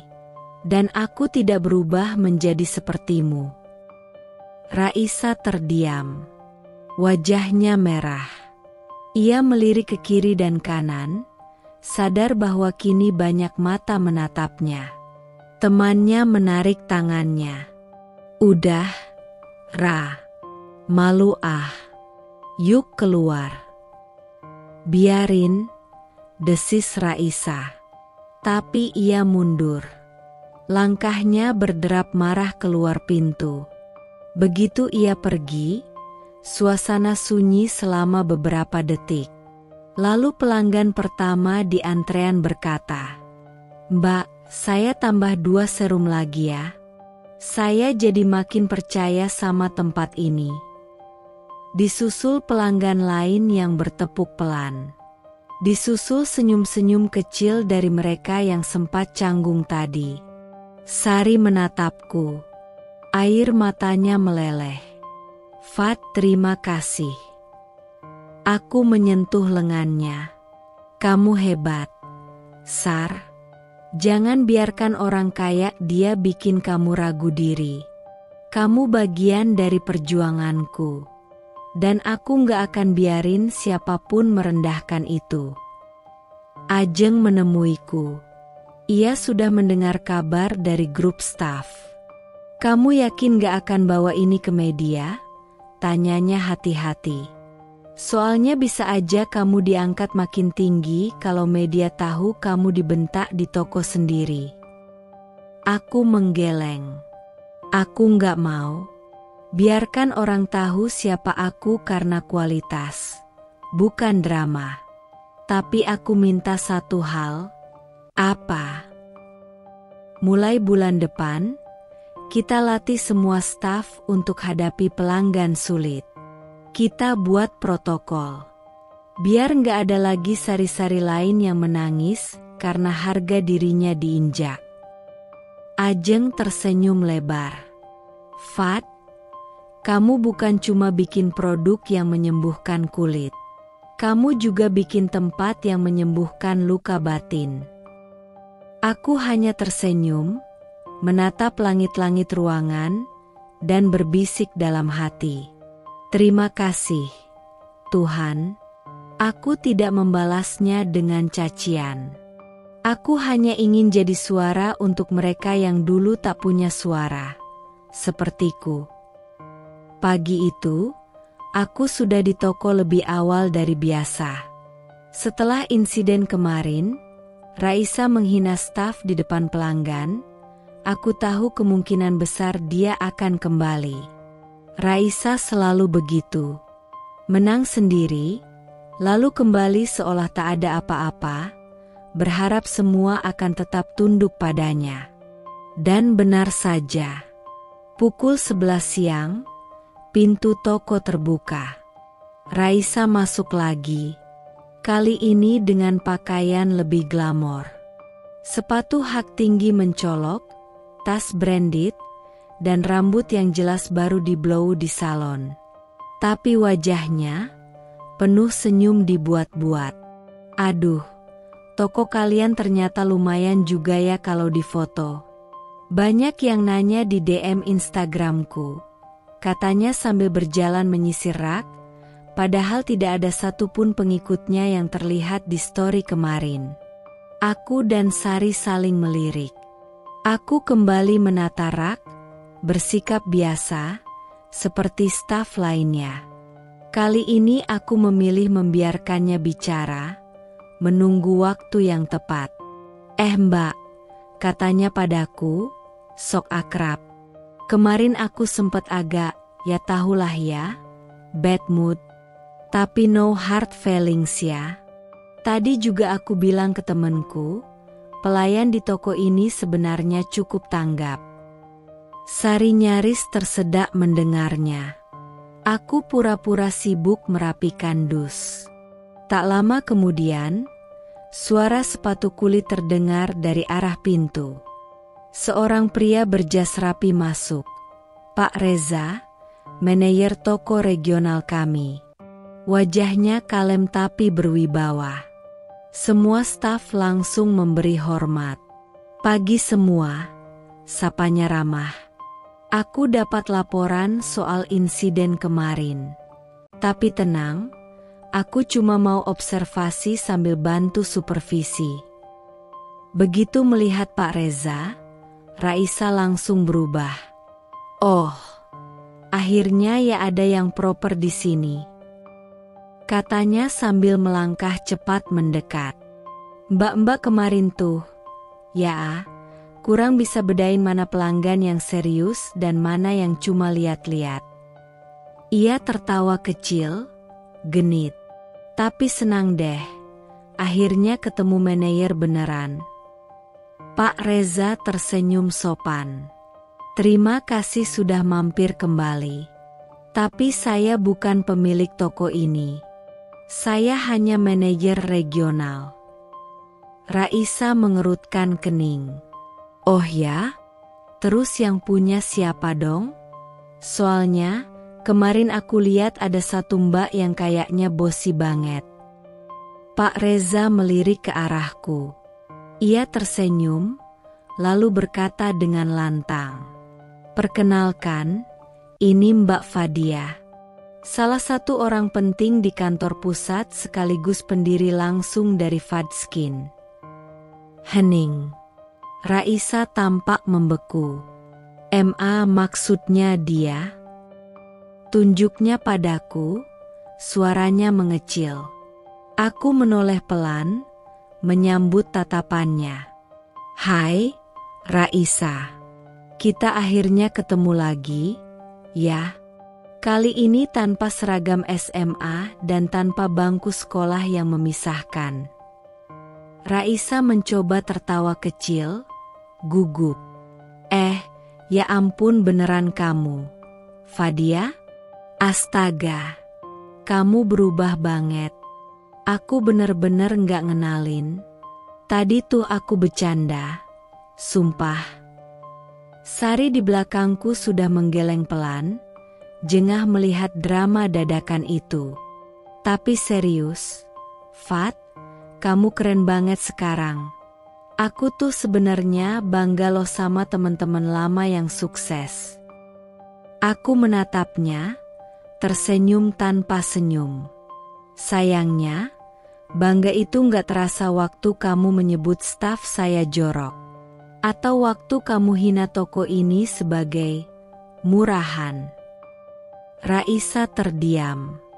Dan buat catatan, Raisa, saya turun ke toko bukan karena saya miskin. Tapi karena saya ingin tahu dunia nyata. Ingin melihat siapa yang menghargai, dan siapa yang hanya menghitung-hitung.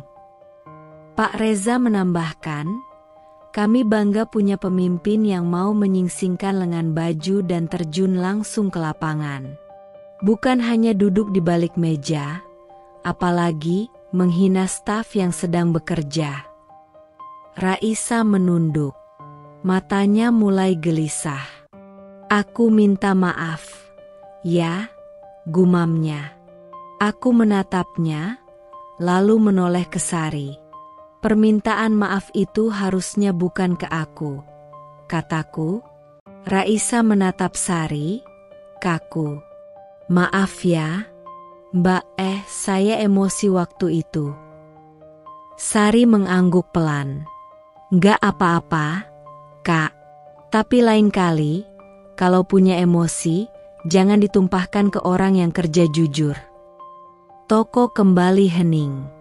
Tapi kali ini, hening yang hangat. Seperti udara yang baru dibersihkan dari kabut gelap. Pak Reza menepuk bahuku. Itu epik, Mbak Fadia. Saya nggak pernah lihat orang kena tampar pakai kalimat seanggun itu. Aku tersenyum. Dendam paling rapi adalah diam. Tapi kalau sudah melukai timku, aku harus bicara. Sari memelukku pelan. Terima kasih, karena kamu bukan cuma pimpin dari depan, tapi juga berdiri di samping kami. Pagi itu toko Fadskin terasa tenang. Udara belum terlalu panas, aroma masker lavender dari ruang demo menyebar lembut. Aku sedang mengecek laporan stok saat Sari berbisik pelan dari meja kasir. Fad itu. Suaranya tertahan. Aku menoleh ke arah pintu. Raisa. Tapi kali ini bukan Raisa yang aku kenal. Tidak ada sepatu hak tinggi. Tidak ada tas mewah. Tidak ada rambut disasak atau makeup mencolok. Ia mengenakan kemeja lusuh, celana panjang sederhana, dan wajah kusut. seperti sisa badai yang belum sempat dirapikan. Tangannya menggenggam satu map biru lusuh. Ia melangkah pelan ke arah meja informasi. Langkahnya ragu. Beberapa staf memperhatikannya sambil saling bisik. Tapi tak ada yang bicara keras. Aku menghampiri. Ia mendongak. Matanya bertemu mataku. Dan untuk pertama kalinya, Raisa menunduk. "Hai, Raisa," sapaku pelan. "Fadia," suaranya lirih. Aku datang bukan untuk marah. Atau sok menang. Aku." Ia mengangkat map itu. "Aku butuh kerja." Aku terdiam. Salonku tutup. Hutang banyak. Pandemi kemarin sisa cicilannya belum lunas. Pelanggan juga kabur karena ada salon baru yang lebih modern buka di sebelah. Dan suamiku, dia pergi. Sama karyawan barunya. Bawa uang salon juga. Matanya mulai berkaca. Semua orang yang dulu ketawa sama ejekanku, sekarang pura-pura nggak kenal. Aku menatapnya. "Dan kamu datang ke sini?" Ia mengangguk. "Ya, karena aku tahu kamu tetap berdiri. Kamu tetap kerja keras. Dan mungkin kamu satu-satunya yang bisa kasih aku kesempatan." Tangannya sedikit gemetar saat menyodorkan map lamaran ke meja. Aku tidak langsung mengambilnya. "Kenapa aku?" Ia menggigit bibir. "Karena aku salah. Karena kamu bukan Fadia yang dulu. Dan mungkin kamu memang pantas menang dari awal." Staf lain kini pura-pura sibuk. Tapi kupastikan mereka mencuri dengar. Ajeng muncul dari belakang toko, memandang dari kejauhan. Bahkan Sari berdiri dengan tangan di atas meja, seakan siap menegur jika aku disakiti lagi. Aku menarik napas pelan. Lalu menarik kursi di ruang konsultasi. Kita bicara di dalam. Aku duduk berseberangan dengan Raisa. Ia meremas-remas tisu di tangannya. "Aku pernah membentak kamu. Menghinamu di depan orang. Memanggilmu gadis kampung. Miskin, gak punya masa depan," katanya sambil menahan air mata. "Dan sekarang, aku bahkan gak bisa beli masker wajah yang kamu jual." Aku hanya menatap. Kalau aku kamu, aku gak akan mau nerima orang kayak aku. Tapi aku datang bukan karena malu. Tapi karena gak punya pilihan. Aku membuka mapnya. Di dalamnya ada CV sederhana. Ada pengalaman kerja di salon, sertifikat kursus facial, sedikit tentang usahanya dulu. Tapi yang paling mencolok adalah, ia pernah berusaha. Aku menatapnya. "Kamu tahu, Raisa, hidup ini muter." Ia mengangguk pelan. "Kamu pernah menghina aku soal nasi tempe, soal sepatu bolong, soal mimpi murahan.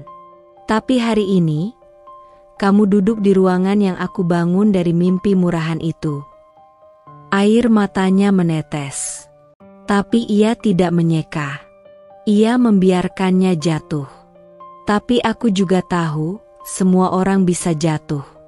Termasuk orang yang paling jahat sekalipun. Ia menunduk dalam-dalam.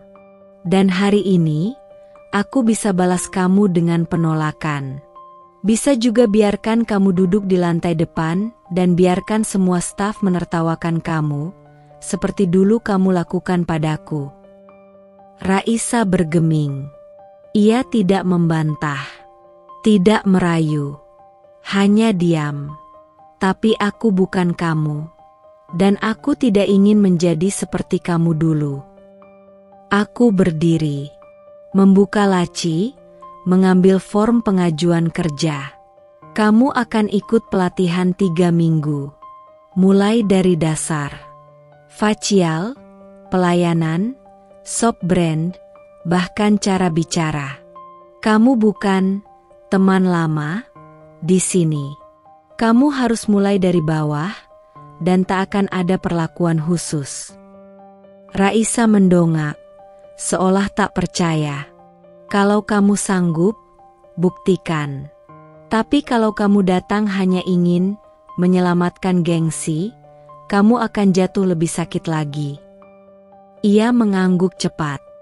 Aku sanggup. Aku mau mulai dari nol. Aku menyerahkan formulir padanya. Besok jam 8. Jangan telat. Ia mengambilnya dengan tangan gemetar. Fadia, terima kasih. Aku menatapnya lurus. Bukan karena aku baik, tapi karena aku pernah berada di titik yang kamu rasa sekarang, dan tak ada yang memberiku kesempatan. Aku tidak ingin jadi orang yang sama seperti mereka. Ajeng menatapku dengan alis terangkat. Serius kamu terima dia? Bisiknya. Aku mengangguk. Biar dia belajar.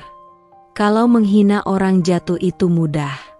Tapi berdiri setelah dipermalukan, itu pelajaran yang gak semua orang bisa selesaikan. Sari ikut bergumam. Kalau dia nyakitin kamu lagi, Fat, kita semua bakal pasang badan. Aku menatap mereka, lalu tersenyum kecil.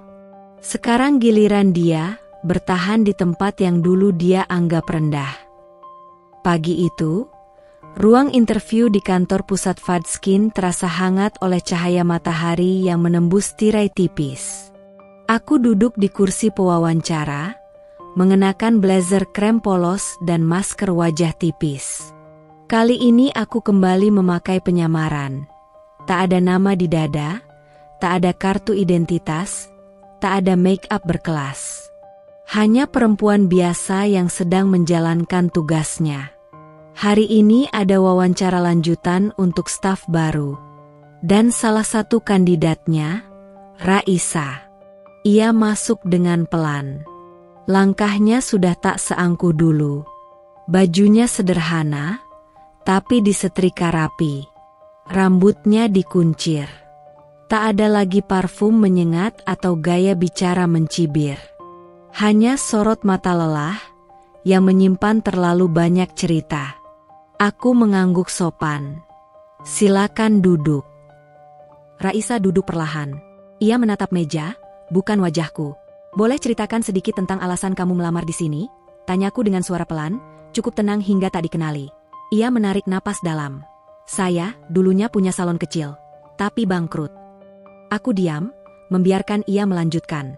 Dulu saya merasa dunia akan selalu di bawah kaki saya.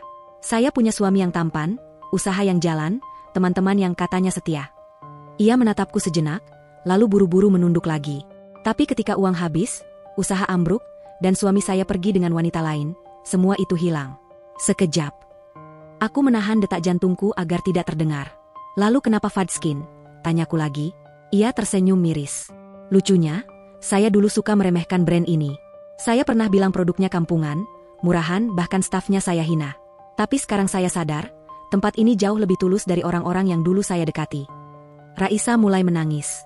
Ia tidak menjerit, hanya air mata jatuh perlahan. Saya malu. Tapi saya butuh tempat yang bisa memberi saya arti lagi. Saya capek jadi orang yang hanya tahu menyombong. Saya ingin kerja beneran, bukan cuma tampil. Aku menatapnya lama. Ia tak tahu siapa aku. Ia tak sadar, orang yang sekarang mendengar tangisannya adalah orang yang dulu ia ejek di depan teman-temannya. Kamu tuh cocoknya jadi tukang cuci piring, bukan siswa unggulan. Kalimat itu terngiang di kepalaku. Tapi sekarang, perempuan itu duduk di kursi rekrutmen, menggenggam lututnya sambil menangis, karena tidak tahu harus kemana. Kalau kamu diterima, suaraku pelan, kamu akan mulai dari posisi paling dasar, tanpa perlakuan istimewa. Siap? Ia mengangguk cepat. Saya siap. Saya cuma pengin dipercaya lagi. Aku berdiri. Baik. Kamu bisa kembali ke ruang tunggu. Kami akan kabari secepatnya. Ia berdiri sambil membungkuk sopan. Terima kasih, Mbak. Saya tahu saya banyak salah, dan saya nggak akan ulangi. Saat ia keluar, aku menatap punggungnya, punggung orang yang dulu berjalan dengan kepala mendongak, kini membungkuk membawa beban yang tak kasat mata. Ajeng datang beberapa menit kemudian, membawakan laporan. "Gimana?"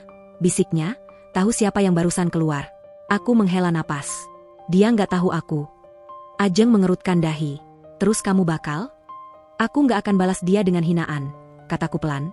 "Biarkan dia menebus kesalahan lewat kerja keras. Tapi aku juga nggak akan membiarkan dia naik dengan mudah. Biar dia tahu, harga sebuah kepercayaan itu bukan murah." Ruangan itu hening. Wawancara tambahan telah selesai. Raisa baru saja keluar setelah sesi evaluasi terakhir. Tapi sebelum ia benar-benar meninggalkan kantor pusat Fadskin, aku mengetuk meja dan berkata pelan, "Tunggu sebentar, Raisa." Ia berbalik. Wajahnya tegang, tapi mencoba tetap tersenyum. "Ya, Mbak."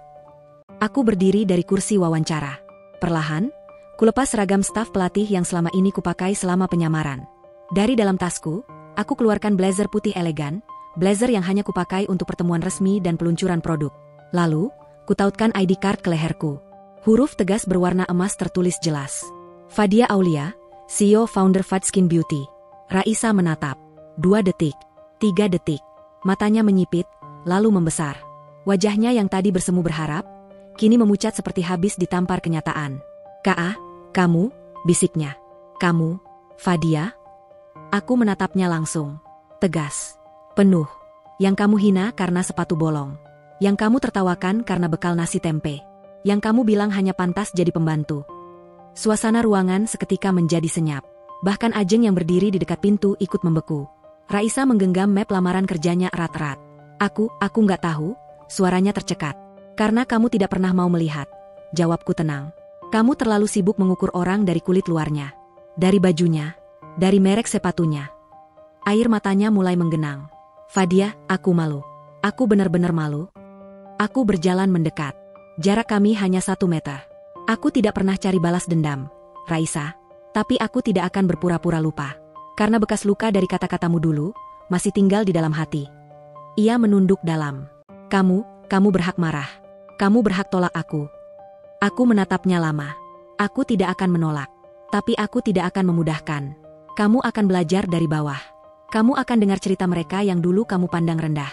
Dan kamu akan mengerti bahwa yang kamu injak bisa berdiri lebih tinggi." Raisa mulai menangis. Bukan tangis penuh emosi seperti biasanya. Tapi tangis kalah. Tangis seseorang yang akhirnya benar-benar sadar. "Saya siap. Saya akan jalani semua." Aku menyimpan ID card itu kembali ke leherku. "Kamu tidak bekerja untuk membalas hidupmu. Kamu bekerja untuk belajar jadi manusia baru." Ia mengangguk cepat. "Dan mulai besok, kamu tidak akan memanggilku, Mbak. Kamu akan memanggilku sesuai posisi yang kamu hina selama ini." Bu Fadia," suaranya nyaris tak terdengar. Aku tersenyum. Lalu berbalik. "Besok jam 8. Seragam dan sop latihan sudah disiapkan. Jangan terlambat." Setelah keheningan yang panjang dan air mata yang belum kering dari pipi Raisa, ketukan pelan terdengar di pintu ruang rapat eksekutif kantor pusat Fadskin. Krek. Pintu terbuka, dan sosok yang tak asing bagi 2 orang di ruangan itu masuk dengan langkah tenang. Ajeng. Ia mengenakan blazer hitam berpotongan ramping, dengan map coklat di tangan dan lencana kecil berbunyi, "Ajeng S. Putri, Regional Manager Jawa Timur," di dadanya. Wajahnya tegas, matanya penuh percaya diri. "Maaf, Bu Fadia. Saya bawa laporan cabang Surabaya. Tim kreatif juga sudah kirim konsep baru untuk kampanye Ramadan," ucapnya sambil menyodorkan map. "Terima kasih, Jeng," kataku, menerima laporan itu. Tapi tatapan Ajeng kemudian berhenti di ujung ruangan. Wajahnya berubah datar. Senyumnya sirna. Dan matanya langsung menatap Raisa. Raisa yang duduk di kursi rapat, dia mematung. Tangan masih menggenggam map lamaran kerjanya, matanya memerah, tubuhnya tampak mengecil di kursi besar itu. "Ajeng," gumam Raisa, nyaris tak percaya. "Ajeng yang dulu, dari desa sebelah." Ajeng tersenyum kecil, tapi bukan senyum hangat. Lebih mirip, senyum yang tahu rasa sakit dan akhirnya sembuh.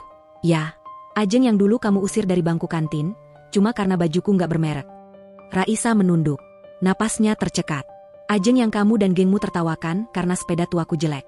Yang kamu panggil, bekas sawah, tiap lewat lorong kelas." Ajeng melipat tangannya, berdiri tegak. "Tapi sekarang, aku kepala regional Jawa Timur. Mengelola 6 cabang, mengawasi lebih dari 80 staf, dan membangun pelatihan profesional untuk para pemudi yang dulu kamu anggap rendahan." Raisa menutup wajahnya dengan tangan. Bahunya berguncang pelan. "Dulu aku pikir kamu orang yang paling beruntung," bisik Raisa. Punya segalanya. Kecantikan, gengsi, gaya. Tapi ternyata, semua itu cuma kemasan. Ajeng mendekat. Suaranya tenang, tapi dalam. Kemasan bisa luntur. Tapi kerja keras, harga diri, dan ketulusan itu yang membuat seseorang bertahan. Raisa. Aku hanya diam. Kubiarkan luka-luka lama mereka bersuara sendiri. Tak ada yang lebih kuat dari kata-kata yang lahir dari pengalaman. Raisa bangkit perlahan dari kursinya. Ia menatapku. Lalu ke Ajeng.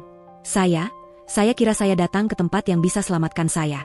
Tapi ternyata, saya datang ke tempat yang dulu saya injak, dan sekarang berdiri jauh lebih tinggi dari saya. Ia menunduk dalam. Maaf. Untuk semua yang pernah saya lakukan ke kalian berdua. Ajeng menatapku sejenak. Lalu berkata datar, maaf itu baik. Tapi jangan hanya di mulut. Buktikan lewat kerja. Kalau kamu kuat menahan malu, kamu akan kuat memperbaiki hidup. Raisa mengangguk cepat. Saya akan belajar. Aku menarik napas. Baik, Raisa. Hari pertama pelatihanmu akan dimulai Senin. Ajeng akan jadi supervisormu untuk 3 bulan ke depan. Wajah Raisa langsung pucat lagi. Ajeng, suaranya parau. Ajeng tersenyum tipis. Tenang saja. Aku tidak akan membalas kamu dengan hinaan. Tapi aku tidak akan melepaskan kamu dari standar. Ruang pelatihan sore itu kosong. Hanya tersisa 2 kursi dan cahaya matahari yang masuk dari jendela besar di lantai 3 kantor pusat Fadskin. Di atas meja, sebuah amplop coklat tertutup rapi. Di dalamnya, keputusan yang berat, tapi sudah kupikirkan matang-matang. Langkah kaki pelan terdengar dari lorong. Raisa masuk, mengenakan seragam pelatihan yang agak lusuh. Wajahnya penuh harap, tapi sorot matanya lelah. Dia sudah menjalani 3 minggu pelatihan. Beberapa kali ia terlihat bekerja keras, tapi tetap canggung, sering memotong staf lain saat briefing, dan masih tanpa sadar menunjukkan superioritas. Ia duduk di depanku, menunduk. Bu Fadia, katanya saya dipanggil. Aku menatapnya dengan tenang, lalu mendorong amplop itu ke arahnya. Silakan dibuka. Tangannya gemetar saat merobek ujungnya.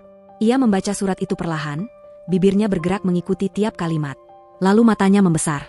Saya, tidak diterima. Aku mengangguk pelan. Ya, Raisa. Ia menelan ludah, seolah tenggorokannya tiba-tiba kering. Kenapa? Suaranya lirih. Apa karena masa lalu kita? Aku menggeleng. Bukan. Ia menunduk. Kalau karena saya belum cukup kompeten, saya bisa belajar lebih keras. Saya siap terima kritik. Tapi tolong, beri saya kesempatan. Aku menarik napas panjang. Raisa, dengar baik-baik. Aku tidak menolakmu karena dendam. Tapi karena kami butuh orang yang tidak meremehkan orang lain hanya karena penampilannya. Ia terdiam. Aku melanjutkan, lembut tapi jelas, di Fadskin, nilai utama kami adalah menghargai manusia. Dari cleaning service hingga kepala regional. Dan selama pelatihan ini, kamu masih sering terlihat memandang rendah staf lain. Meskipun kamu mungkin tidak sadar, gestur dan kata-katamu masih mencerminkan siapa kamu dulu. Air matanya mengalir. Tapi aku tak melunak. Raisa, aku tahu kamu sedang jatuh. Tapi kamu belum benar-benar siap bangkit. Kamu masih sibuk membandingkan dirimu dengan siapa yang lebih tinggi, bukan belajar duduk sejajar. Ia terisak. Aku nggak tahu lagi harus kemana. Fat, aku malu, aku kehilangan segalanya. Aku menatapnya dalam. Kadang, kehilangan semuanya adalah cara Tuhan menyuruh kita membangun ulang dari dasar. Tapi membangun ulang itu nggak bisa pakai ego yang lama. Ia menutup wajah dengan tangan. Aku cuma ingin dipercaya. Aku menyentuh bahunya pelan. Kepercayaan bukan hak, Raisa. Itu anugerah yang harus kamu jaga. Dan kamu belum siap menjaga itu di tempat ini. Selama beberapa menit, hanya suara napas berat dan isakan pelan yang terdengar. Aku harus mulai dari mana lagi, gumamnya.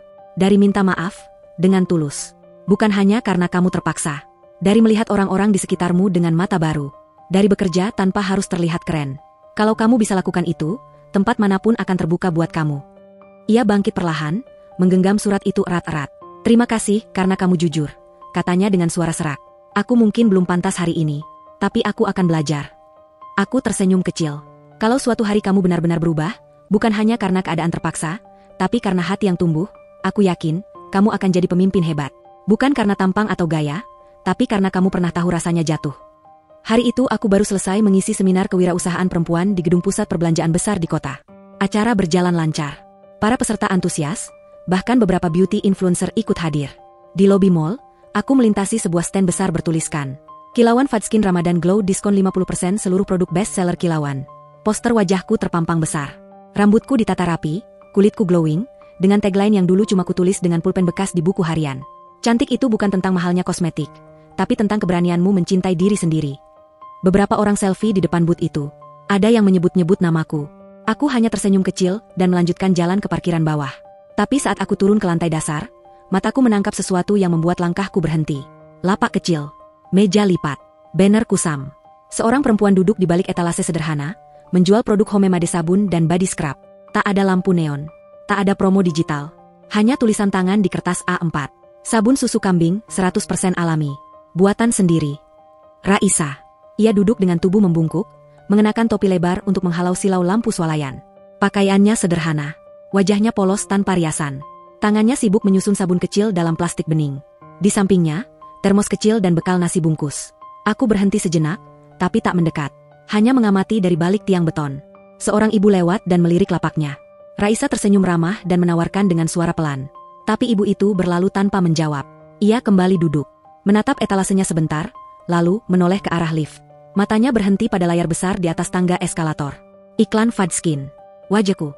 Aku bisa melihat ekspresinya berubah. Sorot matanya sedikit goyah. Tangannya refleks menurunkan topi lebih dalam. Lalu menunduk. Ia malu.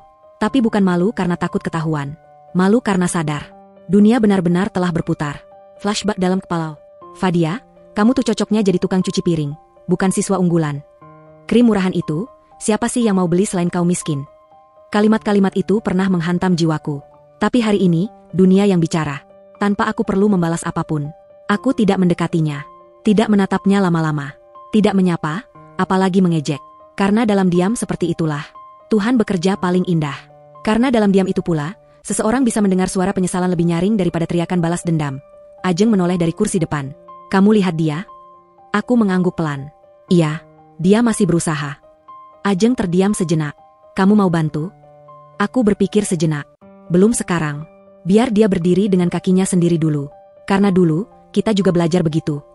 Ajeng tersenyum tipis. Kamu tetap Fadia yang dulu. Tapi sekarang dengan kekuatan yang orang-orang dulu nggak pernah bayangkan. Aku menatap keluar jendela, menatap langit kota yang menjinggah. Aku tidak ingin melihat dia jatuh. Aku hanya ingin dia belajar, bahwa meremehkan orang lain adalah cara tercepat untuk menjatuhkan dirinya sendiri. Sore itu, aku duduk di sebuah ruang podcast studio sederhana. Lampu ring light menyala lembut di wajahku, dan di depanku, seorang host muda bernama Tania membuka wawancara dengan antusias. Teman-teman, hari ini kita kedatangan sosok yang luar biasa. Dulu pernah dihina karena sepatu bolong dan bekal nasi tempe, sekarang beliau pemilik brand kecantikan lokal yang ekspansinya sampai ke Malaysia. Welcome, Mbak Fadia Aulia. Aku tersenyum. Masih kikuk di depan kamera, tapi jauh lebih tenang dari Fadia yang dulu. Terima kasih sudah mengundang saya, ucapku pelan. Tania tersenyum. Pertanyaannya, Mbak, dari semua fase hidup, kapan momen paling menyakitkan yang justru jadi titik balik? Aku menghela napas, lalu menjawab jujur. Ketika saya tidak bisa membela diri saat dihina, karena tahu saya memang tidak punya apa-apa untuk dipamerkan. Itu rasanya seperti mati perlahan tiap hari. Tapi saya juga tahu, kalau saya bertahan, suatu hari dunia akan mendengar suara saya dengan cara saya sendiri. Video itu diunggah ke YouTube. Tapi aku tidak menyangka, dalam 3 hari, jutaan orang menonton. Judul thumbnailnya mencolok. Dulu dihina karena miskin, sekarang jadi CEO brand kecantikan besar, Fadia Aulia. Komentar-komentar membanjir. Aku nangis dengar dia cerita soal sepatu bolong. Sumpah, jadi semangat buat bangkit dari hidup yang berat. Respect. Semoga sukses terus, Mbak Fadia. Tiba-tiba email dan DM media masuk bertubi-tubi. Ada yang minta wawancara. Ada kampus yang ingin undang jadi pembicara. Bahkan Kementerian Perempuan mengajakku bicara dalam program Perempuan Tangguh Nusantara. Ajeng mengetuk ruanganku dengan ekspresi heran. Fat, ini undangan dari 3 kampus sekaligus. Dan, ini dari TV nasional. Aku menoleh. TV? Ajeng mengangguk. Talk show prime time. Mereka mau bahas kisah yang menginspirasi jutaan perempuan Indonesia. Dan kamu jadi tamu utama. Aku berdiri di atas panggung megah, mengenakan gamis sederhana berwarna biru navy dan blazer putih. Di belakangku, layar besar menampilkan potret transformasiku dari gadis desa hingga CEO Fadskin. Penonton terdiam saat aku berkata, aku pernah merasa tidak berharga. Bukan karena aku tidak punya nilai, tapi karena semua orang hanya melihat yang ada di luar. Bajuku, kulitku, bentuk tubuhku. Tapi hari ini, aku berdiri di sini bukan untuk membalas dendam. Aku berdiri di sini untuk memberitahu kalian bahwa dihina itu bukan akhir. Tapi diam dan menyerah, itu yang akan mengubur kita hidup-hidup. Tepuk tangan menggema. Aku melanjutkan. Mataku mulai berkaca. Aku tidak membenci masa laluku. Justru aku berterima kasih pada semua luka, semua ejekan, semua pintu yang ditutup di depan wajahku. Karena dari sanalah aku belajar mengetuk pintu yang lain. Bahkan menciptakan pintuku sendiri. Aku diundang ke universitas di Jakarta, Yogyakarta, bahkan Makassar. Para mahasiswi duduk rapi, mendengarkan dengan mata berbinar. Banyak yang antri setelah seminar, hanya untuk berkata, "Mbak Fadia, aku dulu juga diejek karena kulitku gelap.